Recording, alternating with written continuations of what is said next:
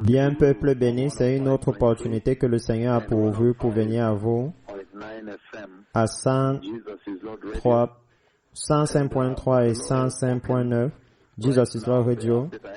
Le Seigneur a parlé. Juste maintenant, la mise à jour que j'ai, c'est qu'il y a 8 estropiés totaux qui ont été levés en chemin pour Bomet, le grand méga Bomet super glorieux service de guérison. Et ça, c'est à ajouter sur les 77 estropiés qui ont été levés. Notre équipe sur le terrain ici aujourd'hui m'a donné le rapport. Ils ont vérifié 72 estropiés de Menengai sains. Le total est aux environs de 77 et ils sont encore en train de vérifier les bases de données de ceux qui sont passés par la porte 1 afin qu'ils soient capables de compléter la liste. Mais aujourd'hui, notre équipe de diffusion qui est en train de travailler sur les bases de données de la porte 1, on dit qu'ils ont été capables de vérifier 72 aujourd'hui, 72 sur un total de 77, ce qui est un nombre astronomique. Je veux dire que seulement entendre cela, si vous entendez cela, cela devrait être capable de vous éveiller, de vous choquer, pour que vous prépariez juste pour la venue du Messie. Parce que s'il y a une quelconque démonstration ou illustration de la dernière gloire du Seigneur, elle est juste là. Et cela devrait causer un éveil rapide dans le cœur du peuple pour que tout le monde se prépare pour la glorieuse venue du Messie. Maintenant, aujourd'hui, je voudrais juste brièvement parler de la visitation que vous avez vue dimanche, quand le Seigneur m'a amené à venir en direct. Et je veux parler de cela dans un angle différent, un contexte différent qui va amener la gravité et la préparation. Quand le Seigneur Tout-Puissant, dimanche, m'a donné le privilège dans une vision en flash.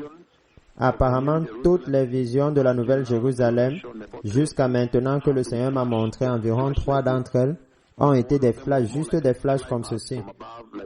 Souvenez-vous, l'une d'entre elles était juste comme un passage en vol d'en haut, comme ça, quand il a fait la ville bouger comme ceci, afin que je puisse voir comme si je volais dans un avion, mais cette fois-ci, c'était à l'intérieur de la Nouvelle Jérusalem, à l'intérieur de la ville, regardant les châteaux de l'intérieur.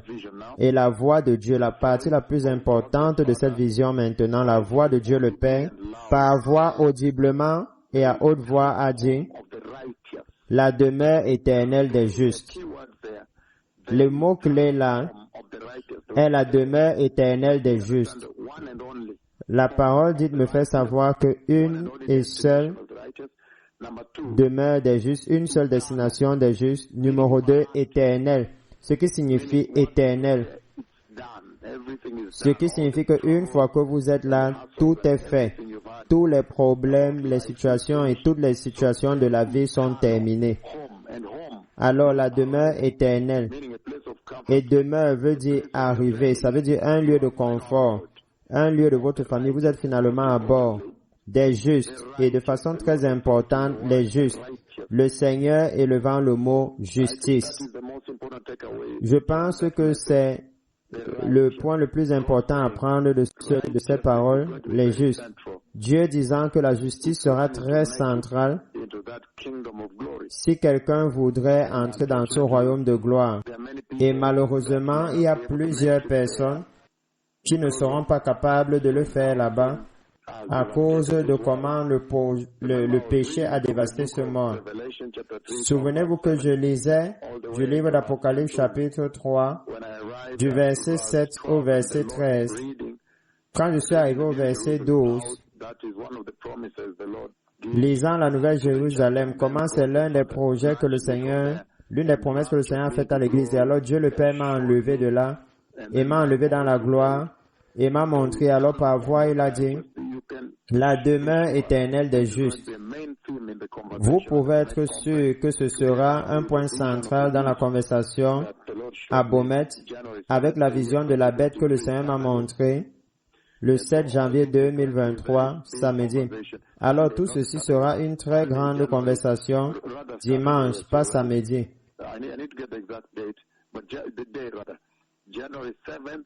Je pense que je dois avoir le jour exact, mais le 7 janvier de l'année 2023.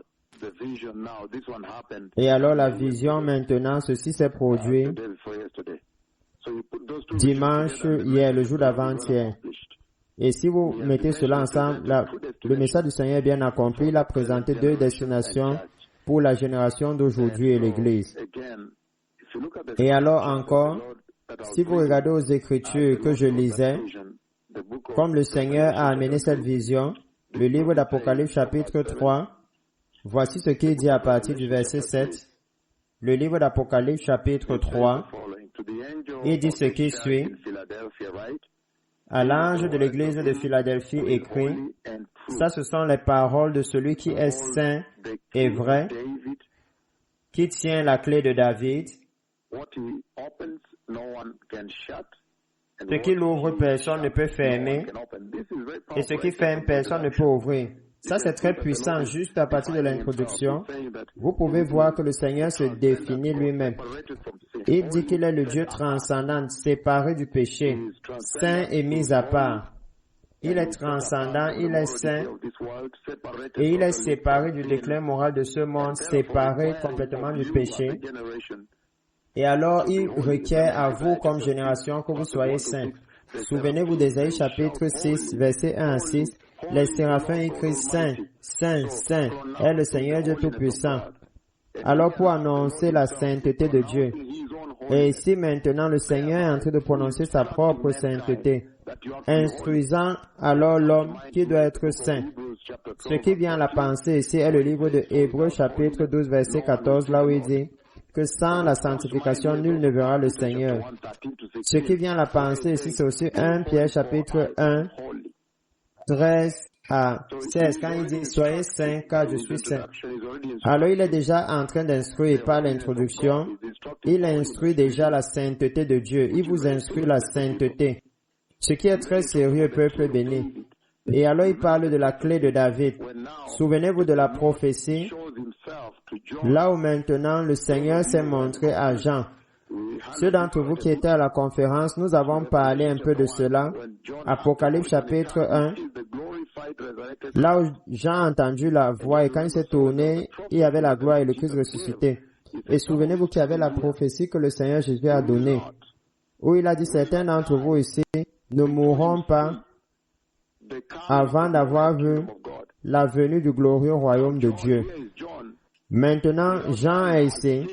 Sans être mort, il a vu le glorieux royaume à venir de Dieu. Le glorieux Messie à venir se présentant dans le livre d'Apocalypse chapitre 1, si vous lisez le verset 19, verset 14, verset 12 plutôt. Je me retournais pour connaître quelle était la voix qui me parlait, et après m'être retourné, je vis 7 chandeliers d'or. Au milieu de 7 chandeliers, quelqu'un qui ressemblait à un fils d'homme vêtu d'une longue robe et ayant une ceinture d'or sur la poitrine. Sa tête et ses cheveux étaient blancs comme de la laine blanche, comme de la neige. Alors vous voyez, il voit le royaume à venir, le Messie se tenant là comme le propriétaire de l'Église, le rédempteur de l'Église, le rédempteur de l'humanité, le créateur de l'univers, le roi de l'univers, le roi du monde, le juge. Parce que vous voyez une épée enflammée dans sa main, le juge du monde, accomplissant donc la prophétie que Jésus a donnée en avance. Quand il a dit, certains d'entre vous ici ne verront pas la mort jusqu'à ce que vous voyez le royaume glorieux à venir de Dieu. Jean voit maintenant le glorieux royaume de Dieu qui vient. Même de façon plus importante, quand il tient la clé de David, souvenez-vous la promesse qui avait été faite à David. David avait eu la promesse dans le livre de 1 Chronique, chapitre 17, 11 et 13, 2 Samuel, chapitre 7, versets 11 à 13. Il dit, Nathan avait été envoyé à David. Le Seigneur Dieu a envoyé son prophète Nathan à David en disant à David qu'il ne bâtirait pas. Il ne bâtirait pas une maison pour le Seigneur, mais son petit-fils bâtira pour lui une maison. Et ce fils sera établi. Le Seigneur lui a dit, j'établirai ton fils sur ton trône pour régner éternellement. Seul le Messie vit éternellement, ce n'est pas Salomon. Alors ça, c'est un temps très puissant maintenant, où Jean est capable de voir la promesse accomplie, la promesse faite à David accomplie. Il est capable de voir le petit-fils de David qui tient la clé de David. Et si vous lisez ailleurs, Apocalypse 22, il dit, voici la racine de David dans le livre d'Apocalypse 22. Alors cette prophétie est accomplie. Mais ce dont je veux parler, c'est le fait qu'il y a deux destinations. Et pourtant, certaines personnes n'iront pas dans le royaume éternel de Dieu et ils iront dans l'autre destination. Si vous allez avec moi dans le livre de Marc, Marc chapitre 9, peuple béni, il dit ce qui suit. Dans un très bref message qui vient à vous aujourd'hui, je vais le rendre aussi bref que sauf ce soir. Il dit ce qui suit, Marc chapitre 9, verset 43. Il dit, à partir du verset 42,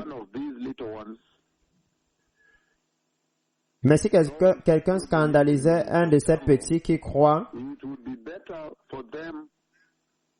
il vaudrait mieux pour lui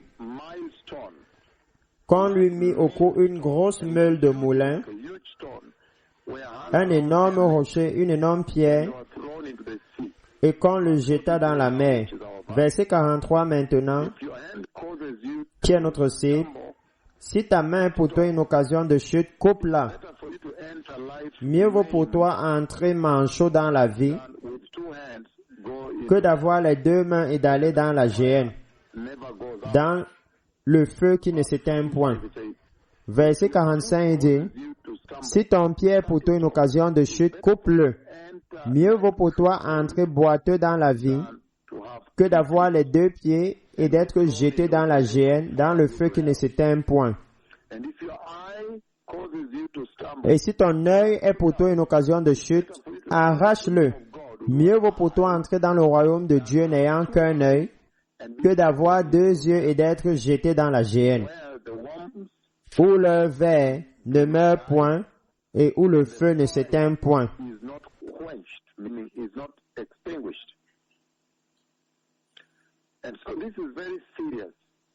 Et alors ceci est très sérieux, très sérieux, peuple béni. Le Seigneur disant que certaines personnes n'entreront pas.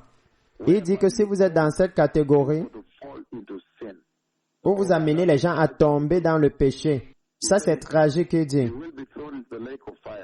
Il dit que vous serez jetés dans le lac de feu. Pensez juste à cela. Combien de chrétiens amènent les autres à tomber dans le péché aujourd'hui? Ou combien de fois avez-vous qui êtes connectés me parlant, avez-vous causé amener quelqu'un à tomber dans le péché? Et au même moment, il dit que ce qui concerne l'éternité avec Dieu dans les cieux, cette nouvelle Jérusalem qui m'a montré est si sérieux que si votre œil ou votre pied ou votre main vous amène à pécher, ce serait mieux pour vous de couper cette partie de votre corps et d'entrer dans le ciel que d'aller avec les deux, avec tous vos membres dans le ciel. Alors, vous voyez maintenant ceux qui s'aiment tellement et qui aiment leurs choses. Cet œil peut être votre femme, cette main peut être votre ami, ce pied peut être votre fils. Ceux qui s'aiment tellement, il dit, vous irez en enfer. À moins que vous n'aimiez premièrement le Seigneur, vous irez en enfer. Le Seigneur le dit clairement, les choses qui vont amener les gens à aller en enfer, à manquer l'éternité avec lui. En d'autres termes, il dit, les personnes qui vont vous faire ne pas aller dans la gloire, il dit, dans cette vie, vous pouvez les voir. Vous pouvez les voir exécuter leur vie. Je veux que vous compreniez que le péché a été si toxique. Le péché que Adam et Ève ont commis dans le jardin était si toxique que le Seigneur n'était pas capable de les réparer. Cela a amené le Seigneur à aller dans un mode de recréation, de créer toutes choses de nouveau et de changer toutes choses. Si vous regardez Jude 1.7, il dit ce qui suit. Jude 1.7, il dit ce qui suit. De la même façon, Sodome et Gomorrhe et les villes aux alentours qui se sont livrées à l'impudicité et à des vices contre nature sont donnés en exemple, subissant la peine d'un feu éternel. Alors, il utilise Sodome et Gomorrhe comme un standard pour vous faire comprendre le type de personnes qui n'entreront pas dans la gloire, mais qui iront de l'autre côté, qui iront dans le lac de feu. Il dit l'immoralité sexuelle et la perversion qui se produisait à Sodome et Gomorrhe, attirant la colère de Dieu, devrait servir comme plateforme, comme puissant exemple à cette génération. C'est ce que le Seigneur dit. Alors, les immoraux sexuels, ceux qui égarent le peuple de Dieu dans le péché, et les immoraux sexuels iront aussi en enfer. Et dans 2 Thessaloniciens, le livre de 2 Thessaloniciens, chapitre 1, versets 8 et 9, il dit ce qui suit. Il dit,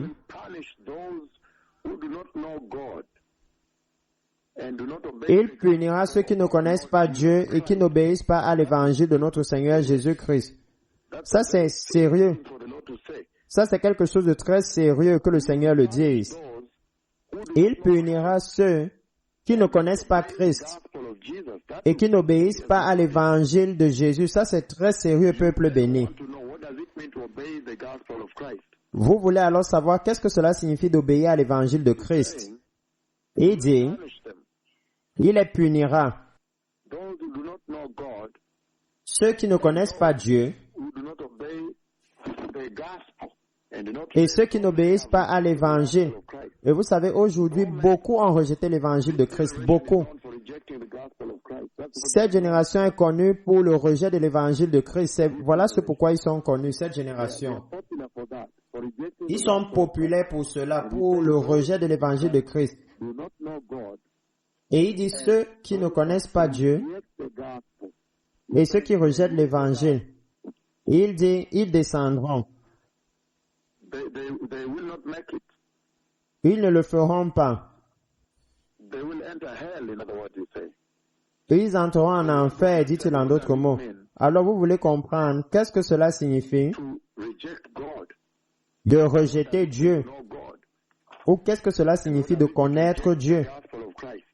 Et qu'est-ce que cela signifie de rejeter l'évangile de Christ? Vous voulez connaître tout cela. Vous ne voulez pas prendre la chance, peuple béni.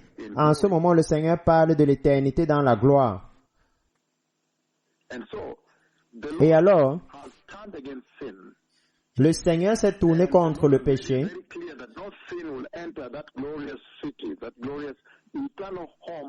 Et il a fait savoir très clairement qu'aucun péché n'entrera dans cette ville, dans cette demeure éternelle des justes. Aucun péché n'entrera là d'aucune façon. Il l'a établi très clairement, peuple béni. Et alors, le temps que vous avez sur la terre maintenant devrait être pour se préparer très bien.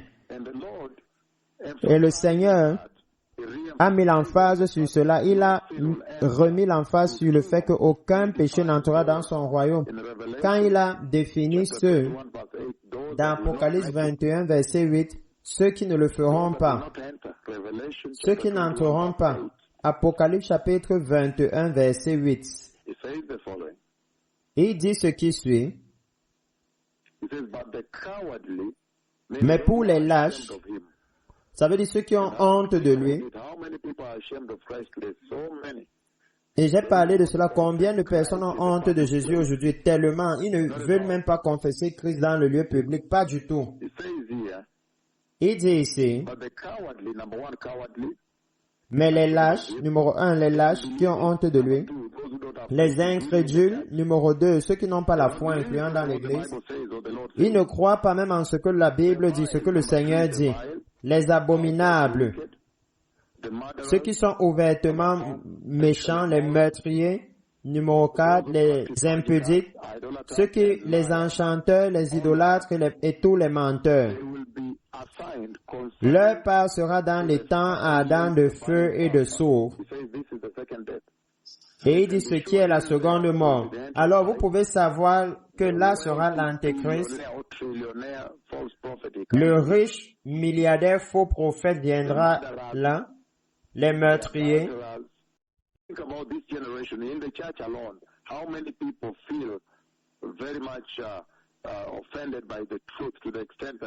Quand vous pensez à cette génération dans l'Église seulement, combien de personnes se sentent gênées par la vérité au point où ils cherchent à changer l'Évangile, même les pasteurs, où ils essaient de changer la vérité pour que ça ne les touche pas, ou les gens qui connaissent ne soient pas touchés. Il dit car depuis la création du monde, les qualités invisibles de Dieu, sa puissance divine, sa puissance, sa nature divine sont clairement vues, de façon à ce que les hommes sont sans excuse. Regardez cela. Alors le Seigneur dit clairement, les méchants, ceux qui empêchent la vérité d'agir, toujours définissant ceux qui iront en enfer, en d'autres termes, qui échoueront à aller dans la gloire. Dieu donnera à chacun selon ce qu'ils auront fait. À ceux qui par persistance à faire le bien chercheront l'honneur, la gloire et l'immortalité, il donnera la vie immortelle. Il donnera la vie éternelle. Il définit ceux qui vont entrer dans cette vie. Il dit ceux qui, avec persévérance, cherchent à faire le bien, cherchent la gloire de Dieu, l'honneur et l'immortalité. Il dit qu'il leur donnera la vie éternelle. Il leur donnera l'habitation dans cette nouvelle Jérusalem. Mais pour ceux, vous voyez que nous traitons avec une génération maintenant qui est très égocentrique. Même dans l'église, même au pupitre, ils sont très égocentriques.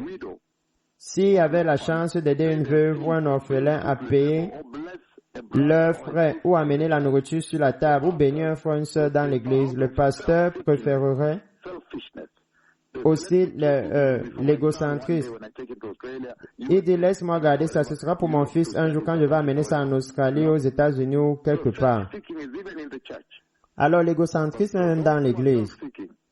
Mais pour ceux qui sont égocentriques, qui rejettent la vérité, regardez ceci, rejeter la vérité et suivre le mal, il y aura l'irritation et la colère. Il y aura le trouble et le désastre sur l'âme de tout homme qui fait le mal. Alors le Seigneur vient clairement nous faire savoir ce que ça demande pour entrer dans le royaume de Dieu. Dans Matthieu 25, verset 41, il dit ce qui suit. Matthieu 25, verset 41.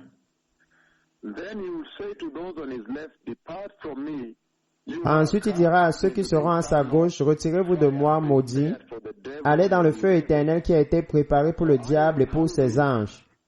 Car j'ai eu faim, et vous ne m'avez pas donné à manger. J'ai eu soif, et vous ne m'avez pas donné à boire. J'étais étranger et vous ne m'avez pas recueilli. Alors vous considérant comme chrétien, combien de fois avez-vous eu l'opportunité de nourrir des personnes affamées? Combien de fois avez-vous eu l'opportunité d'aider un assoiffé?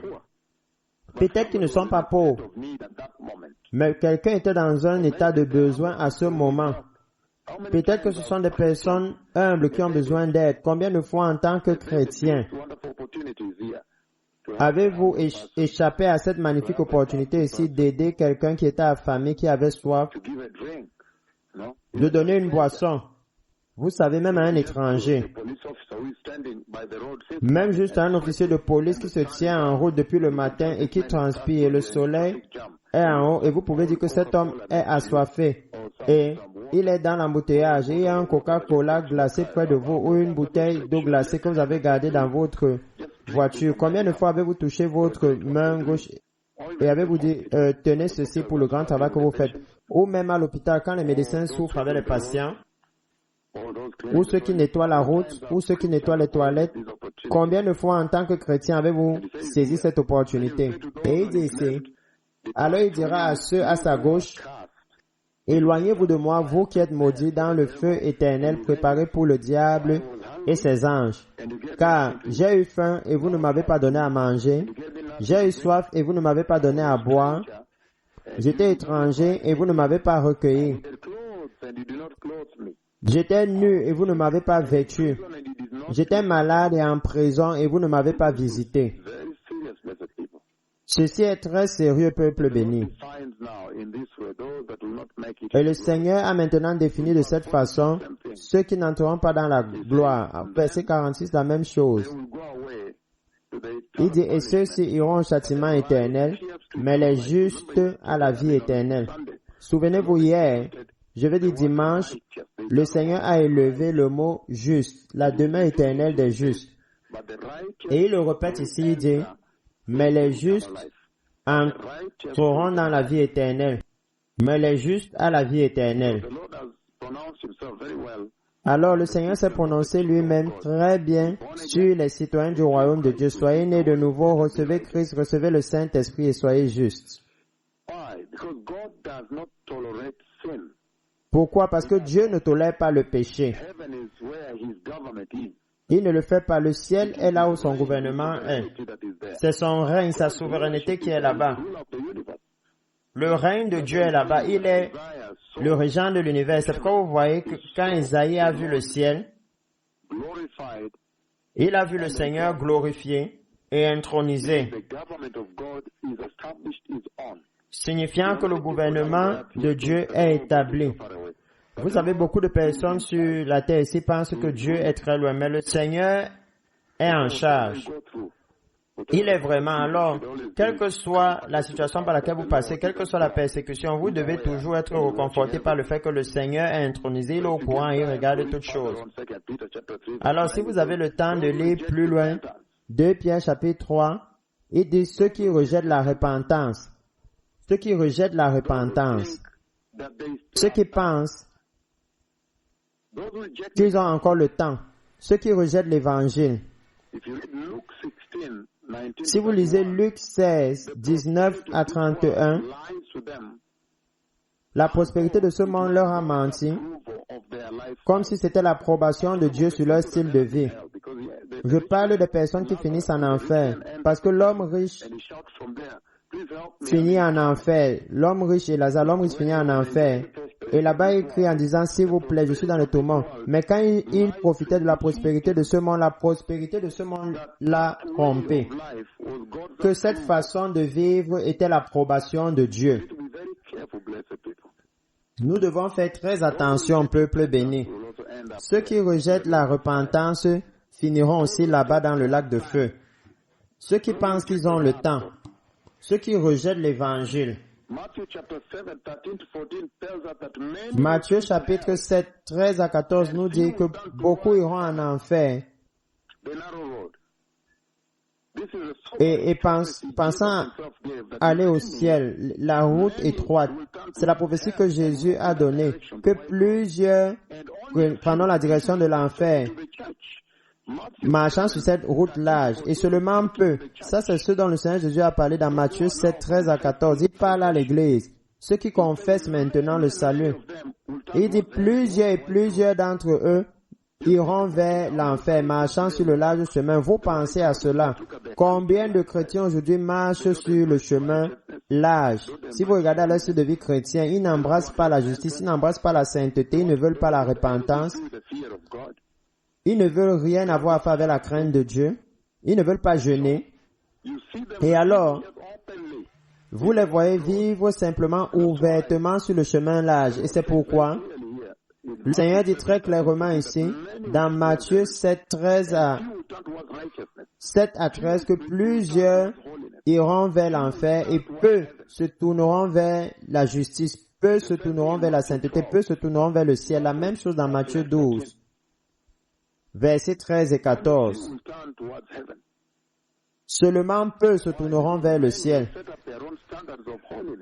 Pourquoi? Parce que plusieurs établiront leur propre standard de sainteté, leur propre standard pour entrer dans le ciel.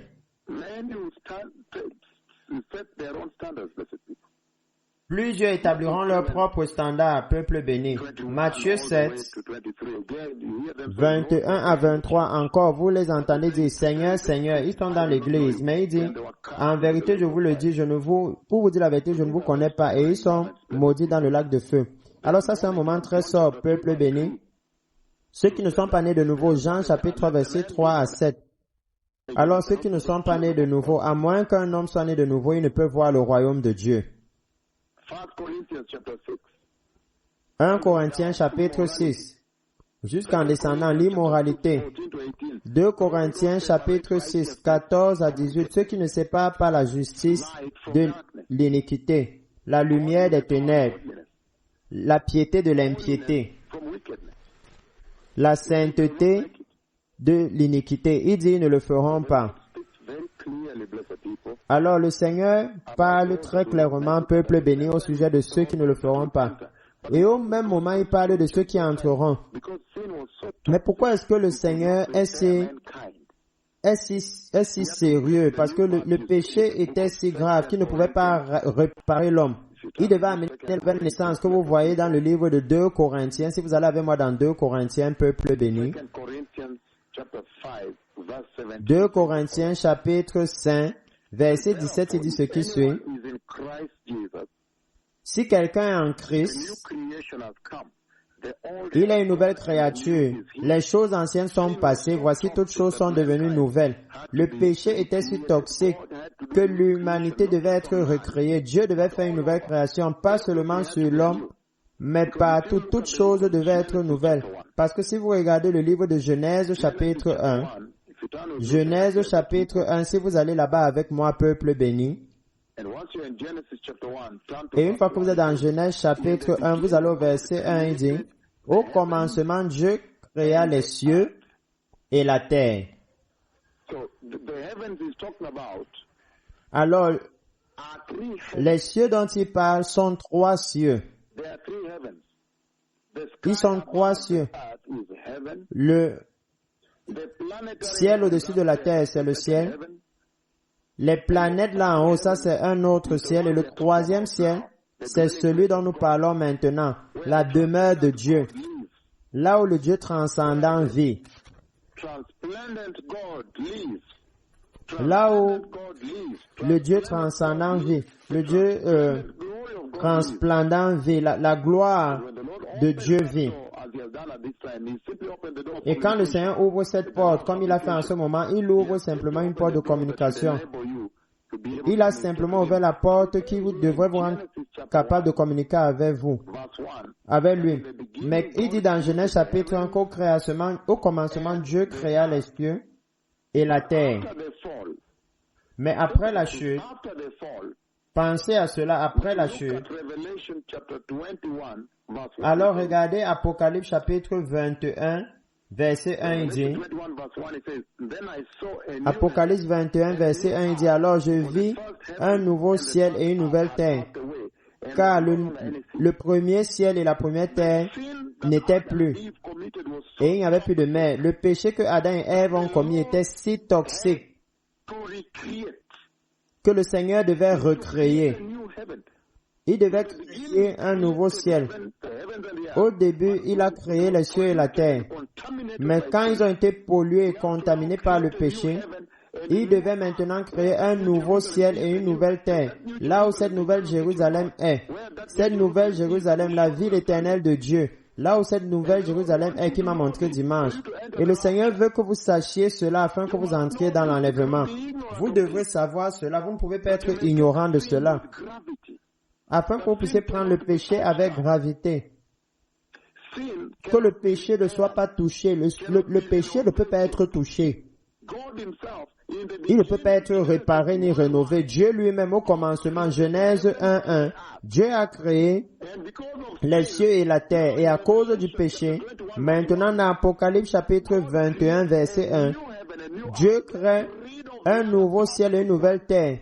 Il se débarrasse des autres qui étaient toxiques, les autres qui étaient contaminés à cause de la toxicité du péché. Cela devrait vous dire que le fait de s'amuser comme ceci avec le péché, le fait de s'amuser comme ça avec le péché que vous voyez dans l'église, au lieu de faire face à la repentance et purger et se repentir du péché. Cet amusement avec l'apostasie et le péché que vous voyez en cours dans l'église est très mortel. Et voilà pourquoi j'ai commencé premièrement par énumérer les caractéristiques, l'identité et le caractère de ceux qui entreront dans le lac de feu. J'ai commencé par cela afin que vous puissiez comprendre que le Seigneur a une tolérance zéro au péché. Le péché était si toxique que Dieu devait se débarrasser d'un ciel entier et d'une terre entière, parce qu'ils étaient déjà contaminés, et de la ville entière de Jérusalem parce qu'elle était déjà contaminée. Et alors dans Apocalypse 21 maintenant, verset 1, il dit, « Alors je vis un nouveau ciel et une nouvelle terre. » Et aussi en passant la nouvelle Jérusalem. Juste pour vous mettre l'emphase, que si vous deviez entrer dans la demeure éternelle des justes que le Seigneur m'a montré ce dimanche passé et que je vous ai amené à l'église, vous devez être au courant de cela. Vous devez être au courant de la toxicité du péché. Le fait que le péché est si toxique, vous ne pouvez pas le réparer. Vous ne pourrez pas le patcher. Vous devez simplement vous en débarrasser et développer une tolérance zéro à cela. Et le Saint-Esprit est disponible pour vous aider. Ça, c'est énorme, peuple béni. Et très sérieux, absolument sérieux.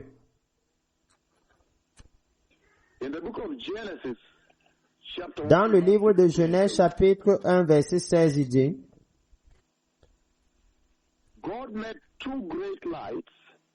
Dieu fit deux grands luminaires,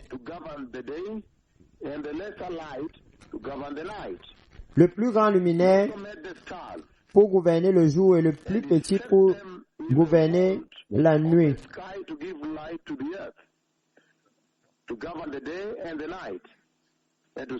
Dieu les plaça dans l'étendue du ciel pour éclairer la terre, pour présider au jour et à la nuit et pour séparer la lumière d'avec les ténèbres. Alors vous voyez que là, le Seigneur parle de la création du soleil. Le soleil est créé juste là. Dans Genèse chapitre 1, verset 16. Mais quand vous allez dans le livre d'Apocalypse chapitre 21, verset 23, il dit ce qui suit. La ville n'a pas besoin de soleil ni de lune pour briller, car la gloire de Dieu lui donne la lumière et l'agneau est sa lampe. À cause de la chute, à cause du péché qui est arrivé, quand Adam et Ève sont tombés, alors le péché a contaminé tout, même les cieux, le ciel des étoiles. Mais Dieu a créé le soleil dans le livre de Genèse 1:16. Mais à cause de la pollution du péché, il se débarrasse maintenant du soleil dans Apocalypse 21, verset 23. Ça, c'est sérieux, peuple béni. Très sérieux. Le Seigneur a créé la nuit. Et pourtant, maintenant, dans Apocalypse chapitre 22, verset 5, regardez ce qu'il dit. Apocalypse 22, verset 5, il dit, il n'y aura plus de nuit. Ils n'auront besoin ni de la lampe, ni de la lumière du soleil, parce que le Seigneur Dieu les éclairera. Alors, la nuit est enlevée. Le Seigneur démantelant toutes choses qu'il a créées, parce qu'elles sont contaminées par le péché, la toxicité du péché est amenée là. Genèse verset 1, Genèse chapitre 1 verset 10. Genèse chapitre 1 verset 10. Il dit ce qui suit. Dans Genèse chapitre 1 verset 10.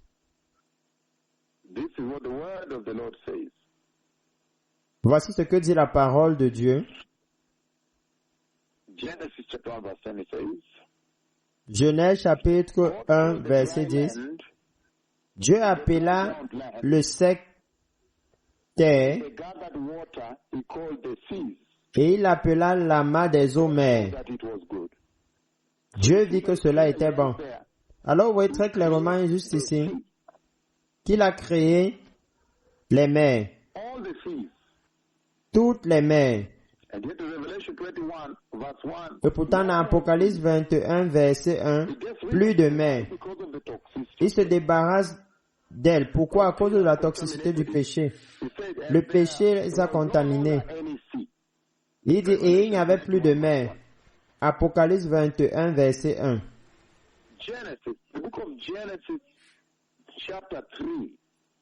Le livre de Genèse, chapitre 3. Si vous lisez le verset 14 au verset 19, là où la mort arrive, Genèse chapitre 3, Si vous lisez à partir du verset 14, So the Lord God said to the serpent, because you have done this, cursed are you above all livestock. So the curse of God falls on l'Éternel Dieu dit au serpent, puisque tu as fait cela, tu seras maudit entre tout le bétail. Alors la malédiction est venue sur le serpent.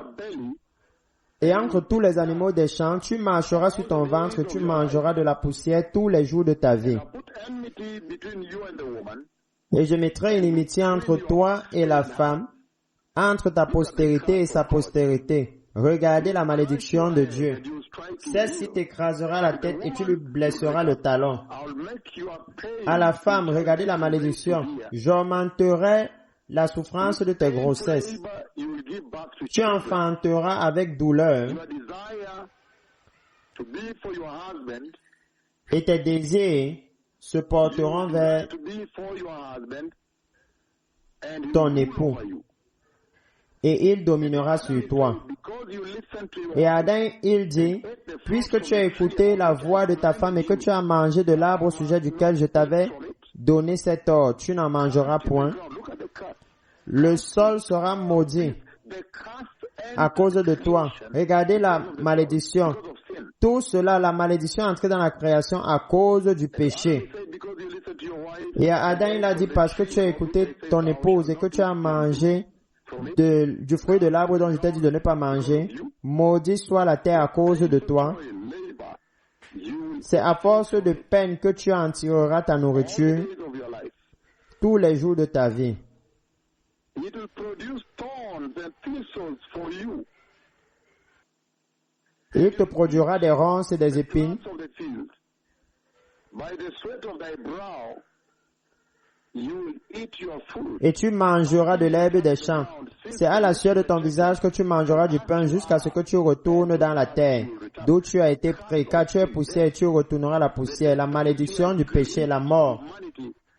La mort dont vous voyez qu'elle a saisi l'humanité d'une très grande façon. La prophétie que j'ai donnée sur le coronavirus, And you saw what le 1er décembre de l'année 2015, et vous avez vu ce que cette prophétie a fait. has consumed the earth ever since I La mort a consumé la terre. Depuis que j'ai dit que j'ai vu here, ever since. le cheval pâle, But now la mort a toujours été là depuis la chute au jardin. Mais maintenant, toutes choses semblent à un niveau plus élevé. Les cancers sont sévères, the diabetes les leucémies, les diabètes, l'hypertension, toutes choses. Les guerres, la mort est sur la terre. of sin, as we La malédiction du péché, comme nous voyons dans le livre de Genèse 3, 14 jusqu'à 19, où maintenant la mort est entrée.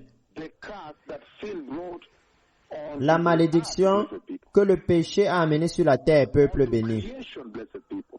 À la création, peuple béni. Le péché d'Adam et Ève. The entire Alors il est si toxique.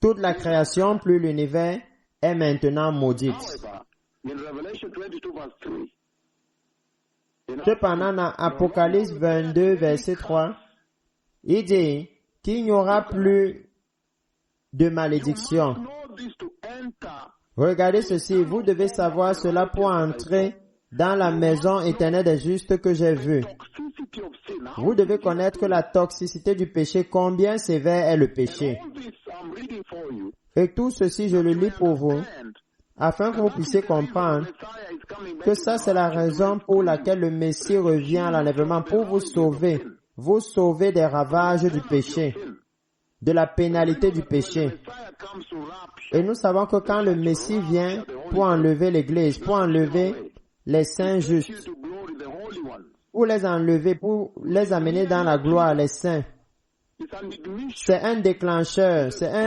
that sparks c'est un inhibiteur, the process c'est quelque chose qui déclenche le processus de la restauration creation.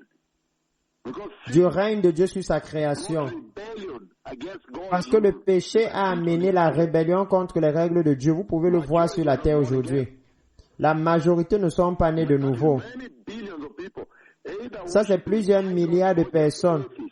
Soit ils adorent les idoles ou ils sont juste athées. they are rebellious. Et ils ne peuvent pas adorer Jéhovah. Ils sont rebelles. In other words, Alors, en d'autres mots, you see very clearly that that's the reason the vous voyez très clairement que c'est la raison pour laquelle le Messie vient à l'enlèvement.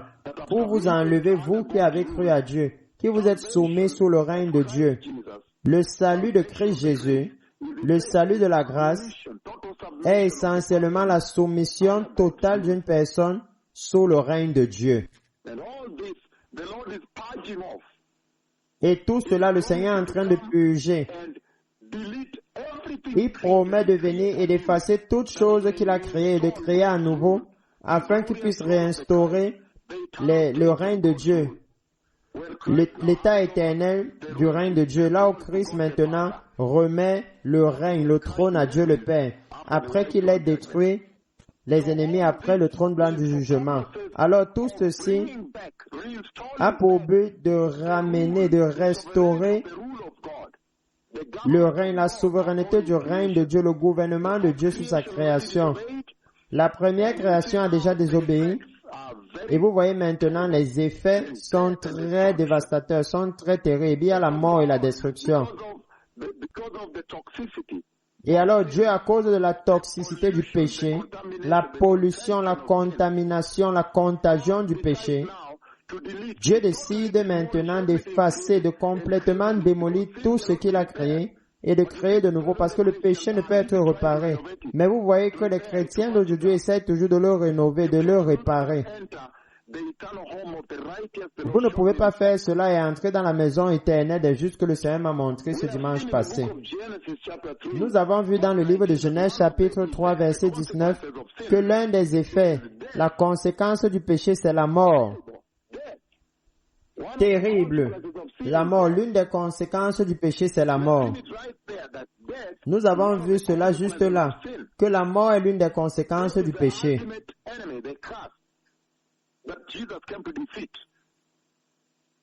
La mort est l'ennemi ultime, la malédiction que Jésus est venu vaincre.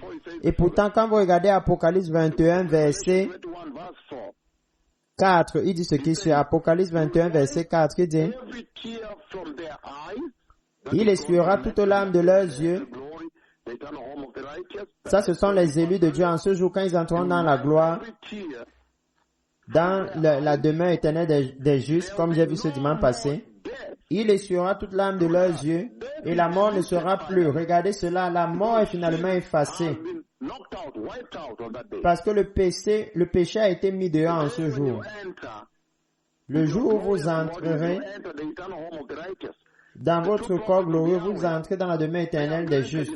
Les deux prophètes de Yahweh sont bénis dans le sens où ils peuvent accéder à là où Dieu est parce qu'ils ont un corps glorieux.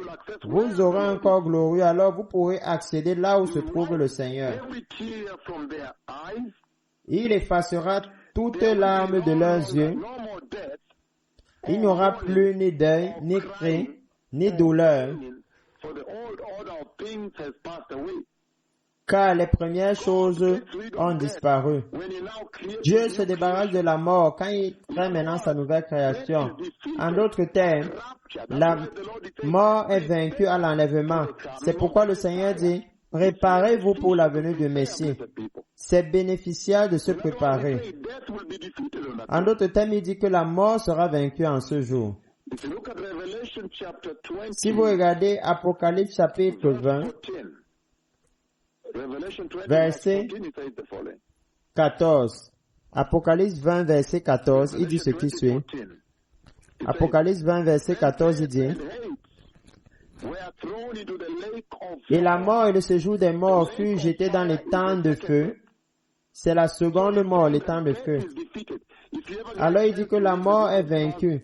Si vous voulez avoir la chance de lire le livre de 1 Corinthiens, 1 Corinthiens chapitre 15, verset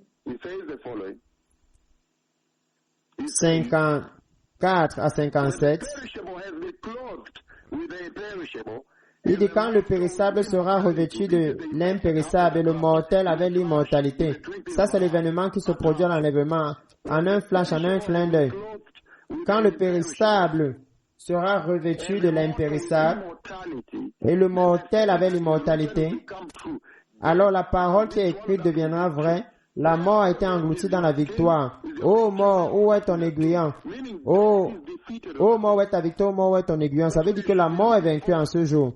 C'est pourquoi vous devriez être en train de regarder au jour où Christ va revenir prendre l'Église. Dieu devait abolir la création entière qu'il a faite et alors venir avec la nouvelle création. Et en abolissant les cieux, la terre, le ciel, les mers, la nuit, le soleil, les cieux et la terre, cet abolissement de sa première création, il voulait abolir la malédiction et les conséquences du péché et la mort. Est-ce que ce n'est pas un Dieu merveilleux, peuple béni? En d'autres termes, à l'enlèvement, si vous regardez à l'enlèvement, à son retour, vous qui attendez son retour, les bénis, alors vous savez que la mort est vaincue. 2 Timothée chapitre 1 verset 10 dit ceci. 2 Timothée chapitre 1 verset 10. But it has now been revealed through the appearing of our Savior Jesus Christ, et qui a été manifesté maintenant par l'apparition de notre Seigneur Jésus-Christ, qui a détruit la mort et mis en évidence la vie et l'immortalité par l'Évangile. Jésus a détruit la mort. La mort est aussi vaincue, démantelée et effacée, abolie. Osée 13, verset 14, la mort est vaincue, peuple béni. Et voilà pourquoi je vous encourage à comprendre que le péché est tellement toxique que Dieu ne pouvait pas réparer l'humanité, il ne pouvait pas réparer la création. Le péché est si toxique que Dieu Tout-Puissant doit abolir la première création et venir à la nouvelle création, même la nouvelle création, la création spirituelle qui est vous au travers de Christ Jésus, pour que vous puissiez entrer dans la nouvelle création, afin que vous n'y entrez pas dans le péché. Ce corps que vous portez, même si vous êtes né de nouveau, est toujours pécheur. Alors, juste maintenant, les fils et les filles des cieux, les fils de Dieu, même s'ils marchent sur la terre ici avec le salut, vous ne pouvez pas facilement les reconnaître. Parce qu'à l'extérieur, ils sont en train de se détruire. Ils ne sont pas vos personnes alpha. Si vous regardez à leur apparence, vous ne l'aimez pas. Parce qu'à l'extérieur, ils sont dégénératifs. Comment est-ce qu'ils sont? Ils sont en train de tout gâter. Ils sont dévastés. Ils sont en train de se perdre. Ils sont dévastés. Mais à l'intérieur, ils sont en train de bâtir un dépôt de la gloire éternelle. Alors maintenant, vous pourrez ne pas beaucoup savoir à leur sujet parce qu'ils ne vont pas chercher vos positions alpha dans ces compagnies. Quand ils vont aller là-bas, on va leur demander pourquoi est-ce que vous êtes habillés comme ça, pourquoi vous ne vous habillez pas comme tout le monde. L'interview va changer et devenir au sujet de votre vêtement plus que de ce que vous pouvez faire. Alors, ça c'est sérieux. Il dit la porte était fermée.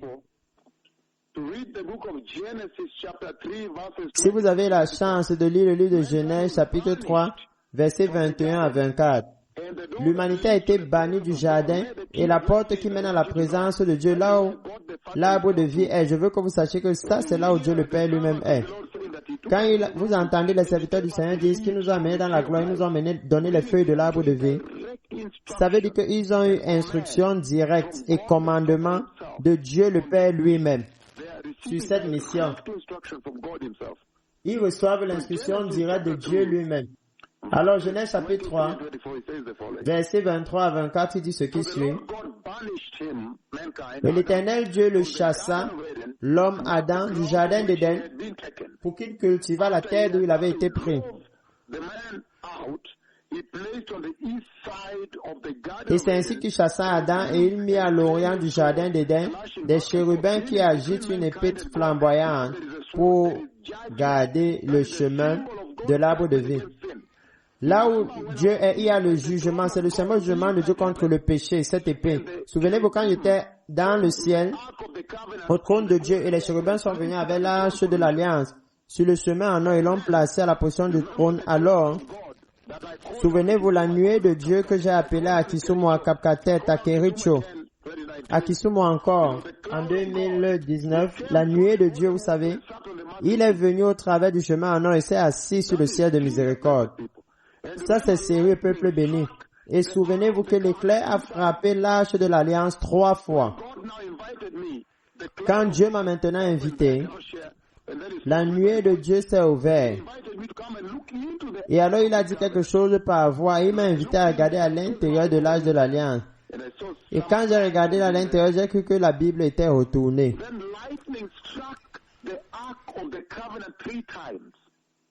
Et alors des éclats ont frappé l'arche de l'Alliance 3 fois. Souvenez-vous de cela. Et alors après cela, souvenez-vous, les deux d'entre nous se sont assis d'un côté du ciel de miséricorde de l'arche de l'Alliance. Et alors Daniel le prophète s'assit seul de l'autre côté. Et alors la lumière frappa 3 fois. Elle frappa l'arche de l'Alliance 3 fois dans la salle du trône de Dieu dans le ciel. J'ai partagé cela plusieurs fois. J'ai partagé cette visitation mondialement partout là où je vais. Et alors il est venu et m'a donné la révélation que cette lumière qui a frappé là 3 fois représente l'autorité de Dieu contre le péché, la puissance de Dieu contre le péché et le jugement de Dieu contre le péché. Alors les chérubins se tenant avec une épée flamboyante pour garder le chemin qui mène à l'arbre de vie. Le symbole qui mène à là où Dieu le Père est, c'est le symbole du jugement de Dieu se tenant maintenant entre Dieu et l'humanité. C'est pourquoi Christ est venu et il a pris l'épée. Et il a été décapité afin que vous puissiez maintenant avoir accès sans prendre l'épée. Alors la porte dans Genèse chapitre 3 verset 23, la porte est fermée. Genèse chapitre 3 verset 23, la porte est fermée. Alors le Seigneur Dieu l'a banni, l'a chassé du jardin d'Éden afin qu'il a travaillé la terre d'où il avait été pris. Et pourtant quand vous regardez le livre d'Apocalypse, si vous avez la chance de regarder le livre d'Apocalypse, Apocalypse chapitre 4, il dit ce qui suit au verset 1.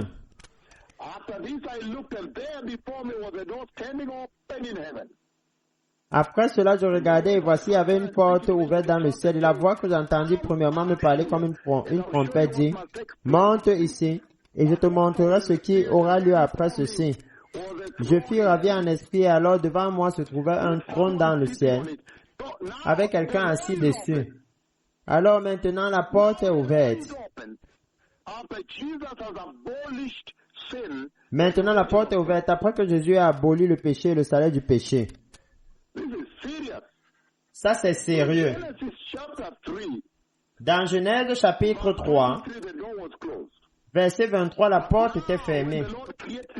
Mais maintenant, quand le Seigneur a créé sa nouvelle création pour que vous entriez, Apocalypse chapitre 4, verset 1, Matthieu 27, verset 50 à 51, la porte est maintenant ouverte, le voile est déchiré, maintenant vous pouvez accéder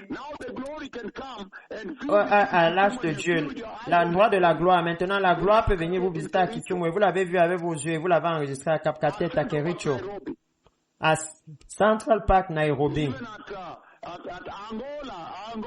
Même en Angola, là où la gloire s'est tenue sur ma tête à la conférence de pasteurs, à Kakamega. Maintenant, vous avez accès à la gloire de Dieu. Et Genèse chapitre 3, verset 24, vous voyez que l'homme a été complètement chassé, banni du paradis. Il a été chassé de la présence de Dieu. Et pourtant, dans Apocalypse 22, si vous avez la chance, Apocalypse chapitre 22, verset 14,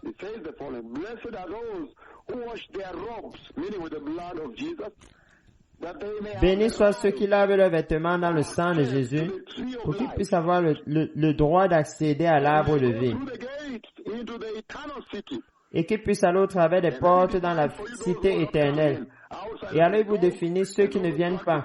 À l'extérieur sont les chiens, ceux qui pratiquent les arts magiques, ceux qui sont les immoraux sexuels, les meurtriers, les idolâtres, et quiconque aime et pratique le mensonge, la tromperie. Alors il les enlève de là pour que vous puissiez jouir de votre paix. Il enlève les chiens. Vous êtes fatigué des chiens dans cette vie. Vous avez vu les chiens partout. Ça c'est une image très laide.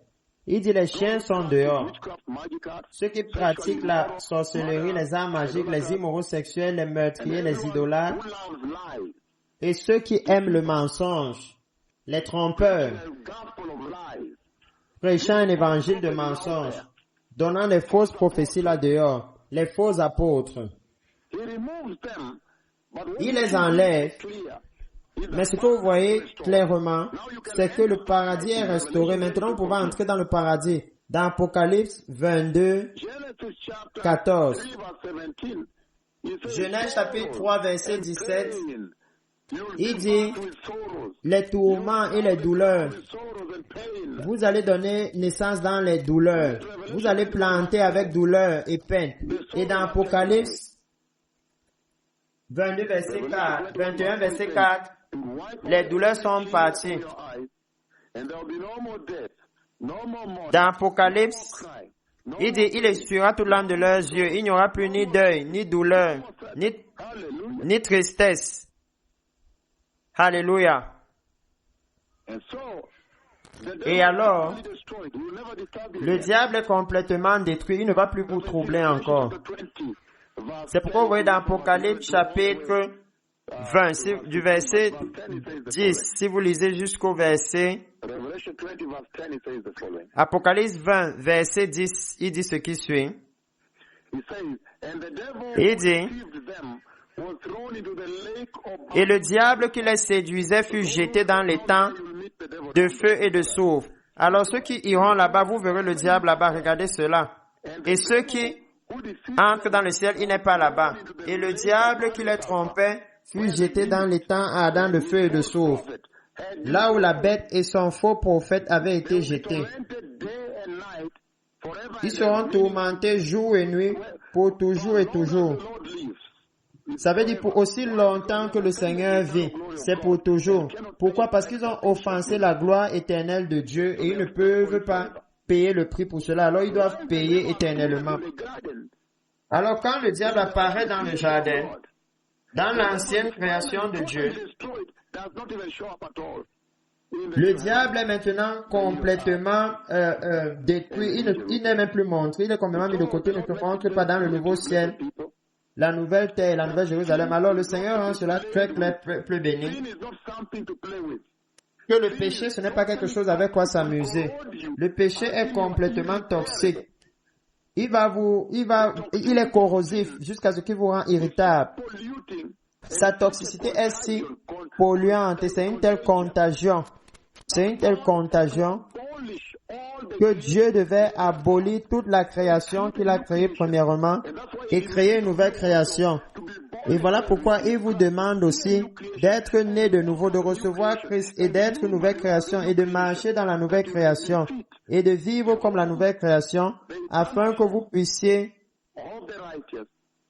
entrer dans la demeure éternelle des justes, dans la gloire éternelle, le royaume éternel de Dieu qui m'a montré dimanche. Puisse le Seigneur vous bénir, peuple béni. Ça a été un tel magnifique privilège de vous parler. Pour ceux qui veulent recevoir le Seigneur, répétez après moi, dites puissant Seigneur Jésus. Je me repens et je me détourne de tout péché et je te reçois mon Seigneur Jésus dans mon cœur pour être mon Seigneur et mon Sauveur. Mon Seigneur Jésus, je suis décidé et déterminé à mener une vie chrétienne sainte. Alors, s'il te plaît, oins-moi du Saint-Esprit et donne-moi une tolérance zéro au péché. Dans le puissant nom de Jésus, je suis né de nouveau. Amen. Alors maintenant, vous pouvez avoir votre service d'adoration, peuple béni. Principal Mathieu, tu peux avoir ton service d'adoration, mais je pense que tu peux ouvrir le téléphone et avoir le feedback de mettre le service d'adoration. Que le Seigneur te bénisse. Merci.